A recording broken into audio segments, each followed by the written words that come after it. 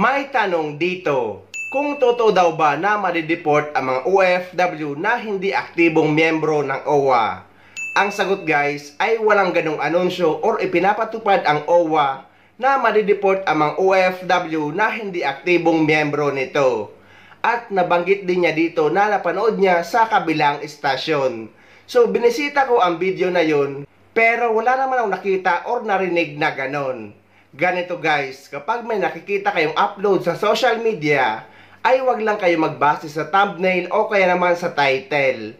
Kailangan nyo itong panoorin o kaya naman basahin kung isa itong article.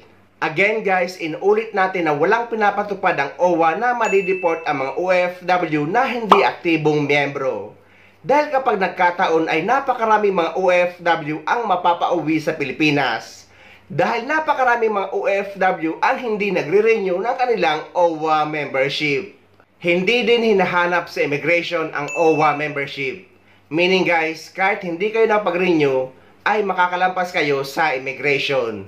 Pero kahit ganon ay lagi kong sinasuggest na dapat lagi tayong active member ng OWA at nagre-renew tayo nito kada 2 taon. Dahil proteksyon ito ng pamilya ng isang OFW at ng mismong OFW habang nagtatrabaho sa ibang bansa. Sa mga nagtatanong naman na hindi daw nila ma-access or ma-open ang kanilang OWA app at meron daw bagong OWA app.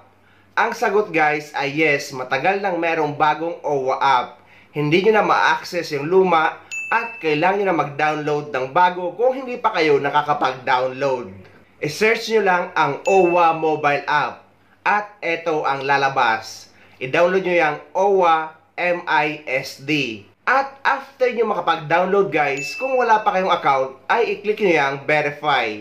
Tapos ilalagay nyo ang mga impormasyon na hinihingi. Tapos click verify. Pero kung not found naman ang record na lumalabas, ay kailangan nyo mag-email sa mobile app at owa.gov.ph para ma-verify mismo ng OWA ang account nyo. Ako guys, dahil meron na akong account, ay nag-login na lang ako sa aking OWA app. At okay naman ang record ko at active ang status ko. Pero sa mga nakalimutan ng password sa kanilang OWA app o doon sa lumang OWA app, ay i-click nyo lang yung forgot password para ma-recover nyo ang inyong account. Kaya guys, mahalaga na dapat i-save nyo ang inyong password at ang inyong username. Ngunit kung nakapag-login naman kayo pero inactive ang OWA membership nyo, pero nag-renew na kayo ng inyong OWA membership nung bumalik kayo sa ibang bansa, ang gagawin nyo lang guys ay i-click nyo yung Program and Services sa baba. Tapos lalabas ito. I-click nyo yung Emergency Assistance. Then isusulat or ilalagay nyo dito sa box ang concern nyo. At dyan naman sa baba, ilagay nyo ang picture at i-upload nyo ang proof of payment nyo kagaya ng OWA receipt.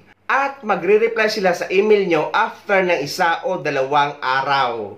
So, ganun lang ang gagawin nyo kung inactive ang OWA status nyo, ngunit nakapagbayad na kayo ng inyong OWA membership.